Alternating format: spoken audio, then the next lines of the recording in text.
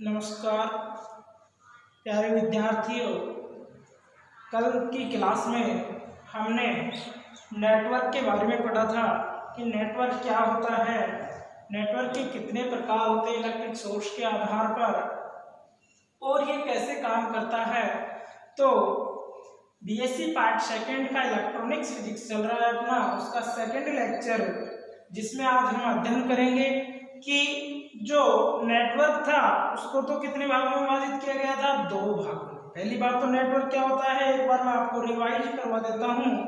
Network क्या होता है, नेटवर्क यानी कि जो विद्युत अवयव से निर्मित बंद परिपथ क्या कहलाता था, नेटवर्क यानी जाल कहलाता था। विद्युत अवयव कौन कौन से थे, प्रतिरोध, धारिता, संधारित्र आदि थे। उसके बाद में हमने बात किया था कि विद्युत स्रोत के आधार पर कितने प्रकार का होता है नेटवर्क, दो प्रकार का होता है। कौन कौन सा, एक्टिव एंड पैसिव। तो एक्टिव नेटवर्क तो क्या था कि जिस परिपथ में विद्युत स्रोत उपस्थित हो वो तो क्या कहलाता है, एक्टिव नेटवर्क। जिसमें उपस्थित नहीं हो, क्या उपस्थित नहीं हो, विद्युत स्रोत, तो वो क्या कहलाएगा, पैसिव नेटवर्क। उसके बाद में हम आज बात करेंगे इलेक्ट्रिक सोर्स की, कि जो ये विद्युत स्रोत होता है ये क्या होता है। तो विद्युत स्रोत किसे कहेंगे कि वह विद्युत उपकरण, क्या, कि वह विद्युत उपकरण जो विद्युत परिपथ को विद्युत ऊर्जा प्रदान करे, कि वह विद्युत उपकरण जो विद्युत परिपथ को विद्युत ऊर्जा प्रदान करता है वो क्या कहलाता है, इलेक्ट्रिक सोर्स कहलाता है। तो सबसे पहले किसकी बात की है, इलेक्ट्रिक सोर्स। इलेक्ट्रिक सोर्स किसे कहेंगे कि वह विद्युत उपकरण जो विद्युत परिपथ को क्या प्रदान करे, विद्युत ऊर्जा प्रदान करे, उसे क्या कहेंगे, इलेक्ट्रिक सोर्स कहते हैं। अब इलेक्ट्रिक सोर्स को भी दो भागों में विभाजित किया गया है। इलेक्ट्रिक सोर्स को कितने भागों में विभाजित किया गया है प्यारे विद्यार्थियों, इलेक्ट्रिक सोर्स को दो भागों में बांटा गया है। इसका पहला पार्ट है वोल्टेज सोर्स और दूसरा पार्ट है करंट सोर्स। कौन सा, पहला तो है वोल्टेज सोर्स, दूसरा कौन सा है, करंट सोर्स। अब हम बात करें कि जो वोल्टेज सोर्स क्या होता है, यानी कि वोल्टता स्रोत क्या होता है। तो वोल्टता स्रोत क्या होता है, वह विद्युत परिपथ यानी कि वह विद्युत स्रोत जिसमें लोड प्रतिरोध आंतरिक प्रतिरोध के श्रेणी क्रम में जुड़ा हुआ हो, किसे कहेंगे कि वह विद्युत स्रोत जिसमें लोड प्रतिरोध आंतरिक प्रतिरोध के श्रेणी क्रम में कनेक्टेड हो, उसे क्या कहेंगे, वोल्टेज सोर्स कहते हैं। वोल्टता स्रोत किसे कहेंगे कि वह विद्युत स्रोत जिसमें लोड प्रतिरोध आंतरिक प्रतिरोध के श्रेणी क्रम में जुड़ा हुआ हो या संयोजित हो, वोल्टता स्रोत कहलाता है। क्या कहलाता है, वोल्टता स्रोत कहलाता है। अब वोल्टेज सोर्स भी दो प्रकार का होता है। वोल्टेज सोर्स कितने प्रकार का होता है, दो प्रकार। एक तो होता है आइडियल वोल्टेज सोर्स, जिसे हिंदी में कहते हैं आदर्श वोल्टता स्रोत। दूसरा होता है रियल वोल्टेज सोर्स, यानी कि वोल्टेज सोर्स पढ़ा, वोल्टेज सोर्स में क्या क्या किस किस की बात हुई, लोड प्रतिरोध और आंतरिक प्रतिरोध किस रूप में जुड़े हो, श्रेणी क्रम के रूप में, यानी कि इसमें जो लोड प्रतिरोध होगा वो आंतरिक प्रतिरोध के श्रेणी क्रम में जुड़ा हुआ होगा। जो आपने 12th में पढ़ा है कि श्रेणी क्रम संयोजन क्या होता है, वो क्या था, R इक्वल टू, श्रेणी क्रम संयोजन की बात करें हम यानी कि सीरीज कनेक्शन की, तो क्या था, R equal to R1 plus R2 plus R3 इसी रूप में था। इसी प्रकार यदि समांतर क्रम संयोजन की बात करें तो क्या था, 1/R equal to 1/R1 1/R2। ये तो सीरीज कनेक्शन था, ये पहला कनेक्शन था। तो उसी कनेक्शन की बात हो रही है, उसी श्रेणी क्रम संयोजन और समांतर क्रम संयोजन की बात हो रही है कि जो वोल्टेज सोर्स होगा वो उसमें जो लोड प्रतिरोध हमारे को दिया गया होगा वो इंटरनल रेजिस्टेंस के सीरीज कनेक्शन से कनेक्टेड होगा, उसे हम वोल्टेज सोर्स कहेंगे। उसके बाद वोल्टेज सोर्स को दो भागों में विभाजित किया गया है। एक तो आइडियल वोल्टेज सोर्स होता है, एक रियल वोल्टेज सोर्स होता है। तो जो आइडियल वोल्टेज सोर्स होता है इसमें जो आंतरिक प्रतिरोध यानी कि इंटरनल रेजिस्टेंस होगा उसका मान शून्य हो, उसका मान क्या हो, शून्य हो, तो क्या कहलाएगा, आइडियल वोल्टेज सोर्स। यानी कि ऐसा वोल्टेज स्रोत जिसमें आंतरिक प्रतिरोध का मान क्या हो, शून्य हो, आइडियल वोल्टेज सोर्स कहलाता है। लेकिन हमारे प्रयोगशाला में यह स्थिति संभव नहीं है, इसलिए हम रियल वोल्टेज सोर्स का उपयोग प्रयोगशाला में करते हैं। किसका उपयोग करते हैं, रियल वोल्टेज सोर्स। क्यों नहीं करते आइडियल का, क्योंकि इसका जो रेजिस्टेंस यानी कि जो आंतरिक प्रतिरोध का मान होता है वो शून्य होता है, इसलिए हम आइडियल रेजिस्टेंस का उपयोग नहीं करते हैं, आइडियल वोल्टेज सोर्स का उपयोग नहीं करते हैं, रियल वोल्टेज सोर्स का उपयोग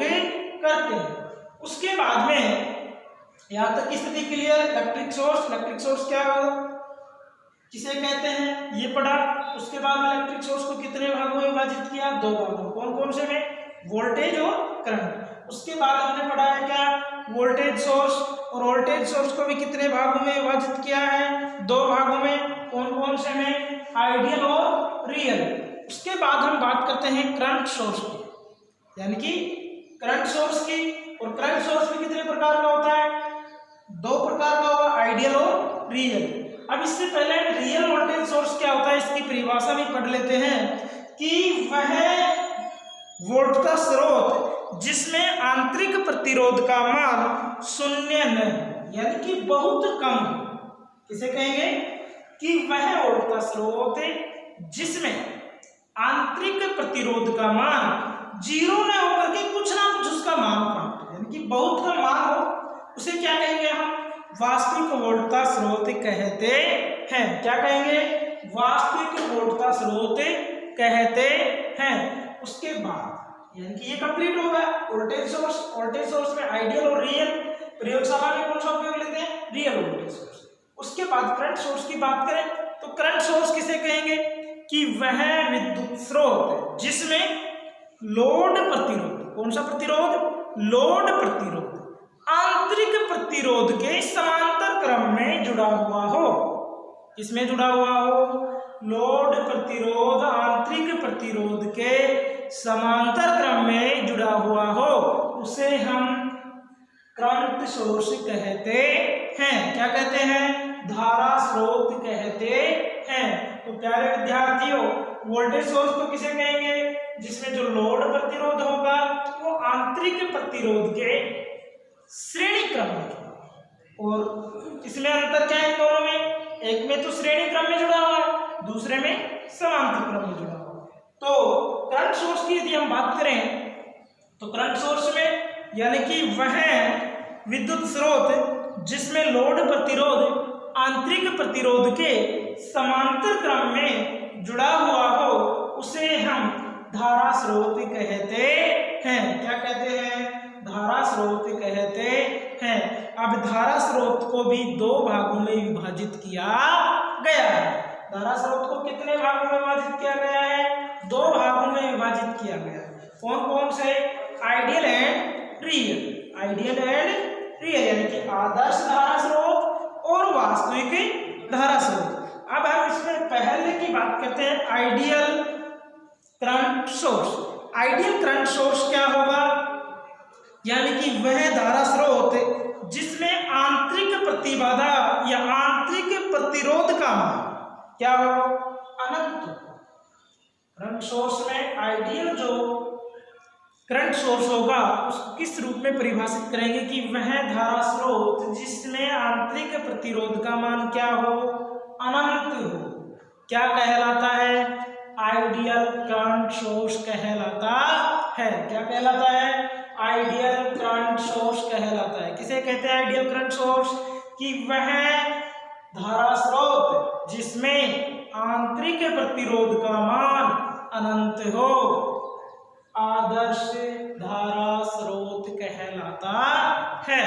उसके बाद हम बात करते हैं वास्तविक धारा स्रोत की।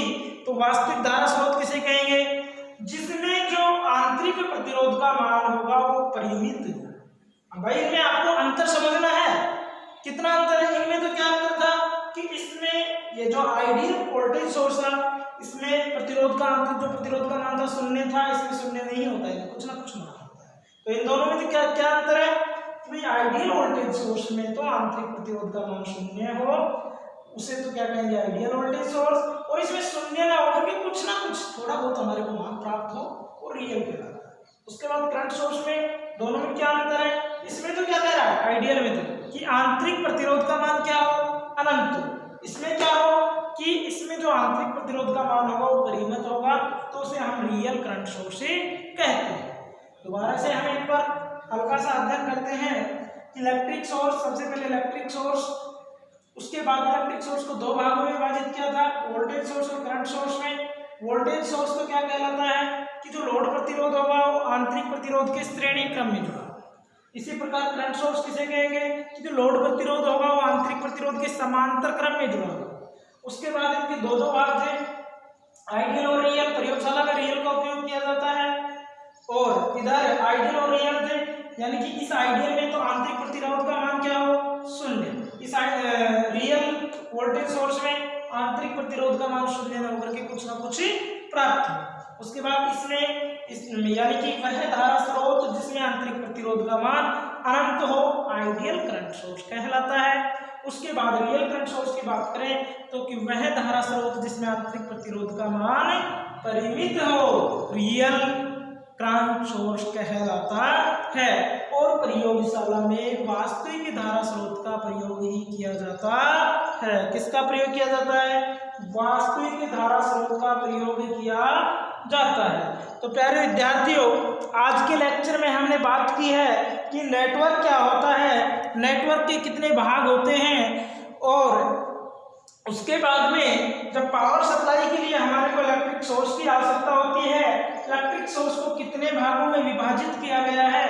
तो इलेक्ट्रिक सोर्स को दो भागों में विभाजित किया गया है, वोल्टेज सोर्स और करंट सोर्स के रूप में। उसके बाद वोल्टेज सोर्स और करंट सोर्स की हमने डेफिनेशन पढ़ी है, और वोल्टेज सोर्स और करंट सोर्स को भी दो भागों में विभाजित किया गया है। तो हमारे प्रयोगशाला में वास्तविक वोल्टेज स्रोत और वास्तविक धारा स्रोत को ही उपयोग में लिया जाता है। यहाँ तक किसी को कोई दिक्कत हो तो बता देना। नोट्स फिर कह रहा हूं कि नोट्स को आपके व्हाट्सएप ग्रुप पे क्या तो उनकी कॉपी सेंड कर दी जाएगी या पीडीएफ उपलब्ध करवा दी जाएगी। आज तक जो भी पढ़ाया जाएगा उसका आज ही नोट्स के रूप में कुछ ना कुछ डाल दिया जाएगा आपके पास। उसके बाद हम बेसिक जो परिभाषाएं होती हैं जो हमारे इलेक्ट्रॉनिक्स में काम में आती हैं उनकी बात करते हैं। ये परिभाषाएं पूरी बुक में काम आएगी आपके, तो आज आप अच्छे से इनको याद कर लें और कंप्लीट बुक में जिससे कोई प्रॉब्लम न हो।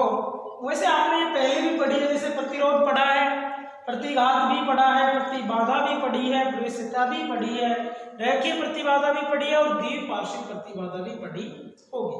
तो मैं एक बार और इनका रिवाइज आपको करवा देता हूं कि प्रतिरोध रेजिस्टेंस इसे कैपिटल आर से व्यक्त करते हैं, आप सभी को मालूम है। किससे व्यक्त करते हैं, कैपिटल आर से। ये एक वास्तविक राशि होती है। क्या होती है, ये एक वास्तविक राशि होती है।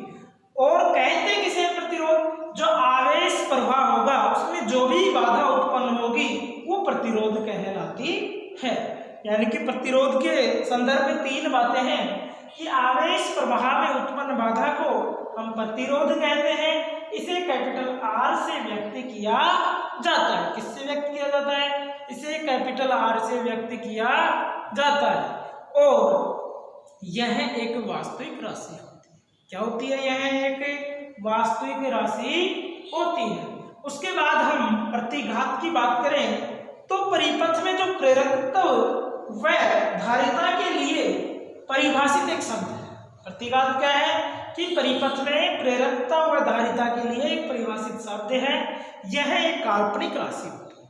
कौन सी राशि होती है, यह काल्पनिक राशि होती है। इसे किसके द्वारा व्यक्त किया जाता है, इसे कैपिटल एक्स के माध्यम से व्यक्त किया जाता है। अब जो ये प्रतिघात होता है दो प्रकार का होता है।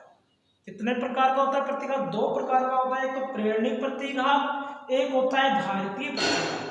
अब हम बात करें कि जो ये प्रेरणिक प्रतिघात है ये क्या काम करता है। प्रेरणिक जो प्रतिघात होगा उसे XL के द्वारा व्यक्त करते हैं। किसके द्वारा व्यक्त करते हैं? जहां भी XL लिखा हुआ आपको दिख जाए वहां आप तुरंत समझ जाना कि प्रेरणिक प्रतिघात की बात हो रही है। और प्रेरणिक प्रतिघात क्या काम करता है? यह धारा प्रवाह को नियंत्रित करता है, यानी कि किसी भी परिपथ में यह धारा के प्रवाह को नियंत्रित करने के काम में आता है। तो प्यारे विद्यार्थियों, जहां भी आपको कैपिटल X लिखा हुआ दिखे वो माना प्रतिघात है, और उसमें XL दिखे तो क्या है? प्रेरणिक प्रतिघात है। अब प्रेरणिक प्रतिघात काम क्या आता है? प्रेरणिक प्रतिघात धारा परिपथ में धारा के प्रवाह को नियंत्रित करने में काम आता है।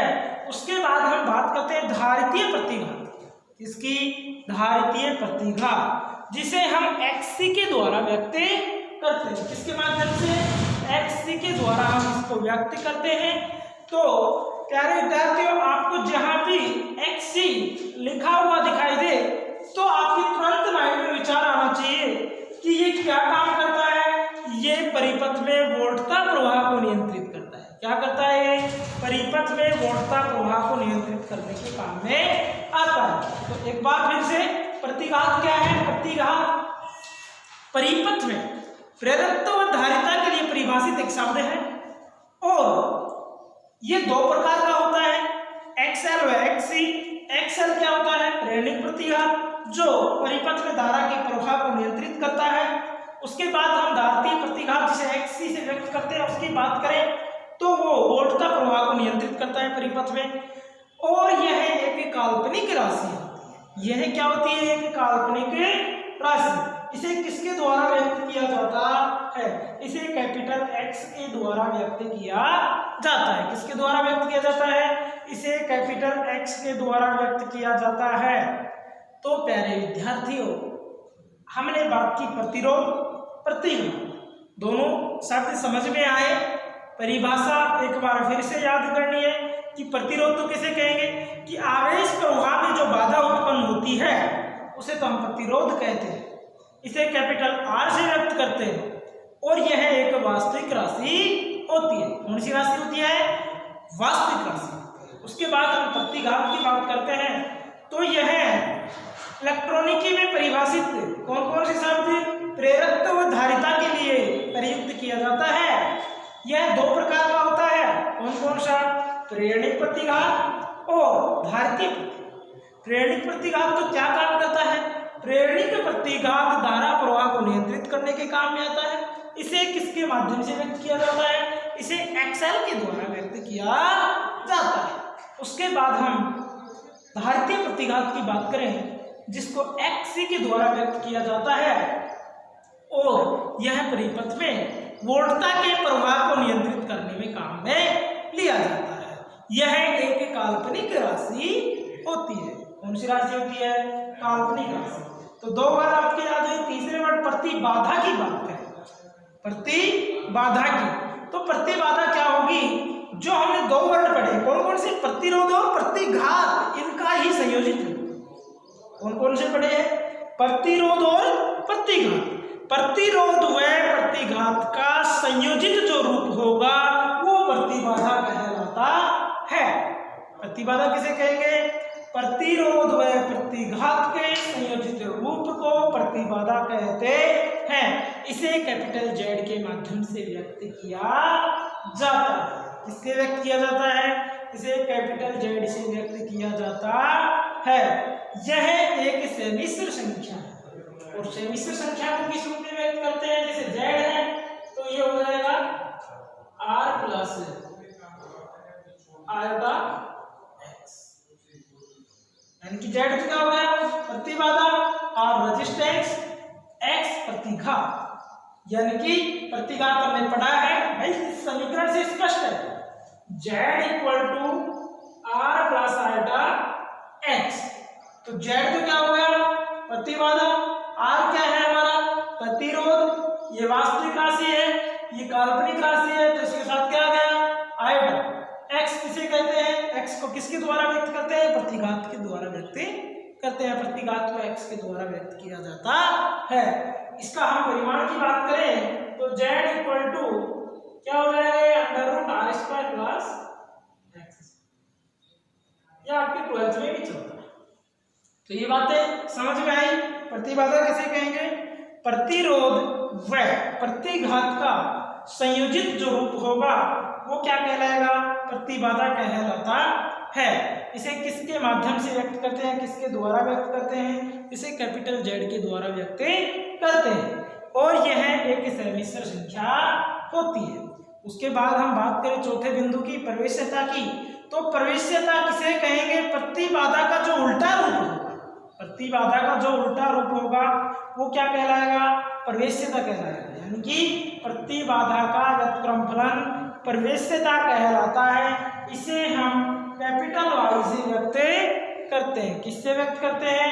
कैपिटल Y से व्यक्त करते हैं। उसके बाद हम रेखीय प्रतिबाधा, अरेखीय प्रतिबाधा और द्विपार्श्विक प्रतिबाधा की बात करें तो सबसे पहले आपका बिंदु है रेखीय प्रतिबाधा। रेखीय प्रतिबाधा उसे कहेंगे जो ओम के नियम का पालन करे। किसे कहेंगे? जो ओम के नियम का पालन करे उसे हम रेखीय प्रतिबाधा कहते हैं। किसे कहेंगे रेखीय प्रतिबाधा? जो ओम के नियम का पालन करती है, यानी कि प्रतिबाधा से प्रवाहित धारा तथा उसके सिरों के बीच उत्पन्न विभवांतर के बीच जब हम एक वक्र खींचते हैं तो वह वक्र एक सरल रेखा के रूप में प्राप्त हो तो रेखीय प्रतिबाधा कहलाती है। रेखीय प्रतिबाधा किसे कहेंगे? प्रतिबाधा से प्रवाहित धारा तथा उसके सिरों के बीच उत्पन्न विभवांतर के मध्य खींचा गया वक्र यदि सरल रेखा में प्राप्त होता है तो रेखीय प्रतिबाधा कहलाती है। जैसे उदाहरण के रूप में प्रतिरोध, प्रेरकत्व, धारिता। जैसे उदाहरण के रूप में प्रतिरोध, प्रेरकता, धारिता। इसके बाद में इसका एक बिंदु हो रहा है 6 नंबर, द्विपार्श्विक प्रतिबाधा। यानी कि इसमें क्या होता है कि यदि हम परिपथ में या प्रतिबाधा में जिससे धारा की दिशा बदल दे, जिसकी धारा की दिशा बदलने पर भी जो प्रतिबाधा का मान है वो नहीं बदले, उसे हम द्विपार्श्विक प्रतिबाधा कहते हैं। तो प्यारे विद्यार्थियों, आज हम इतना ही अध्ययन करेंगे। सभी से आशा करता हूं कि आज जो हमने बताया उसको पहले आप ध्यान से सुनना, उसके बाद में रफली रूप से अपनी नोटबुक में नोट करना और यदि कोई भी बिंदु जो समझ में नहीं आया हो तो आप कमेंट करके बता सकते हैं, उसका सॉल्यूशन आपको मिल जाएगा। और विद्यार्थियों, आप बुक परचेज कर लो जिससे आप साथ साथ अच्छे से स्टडी कर सको। धन्यवाद।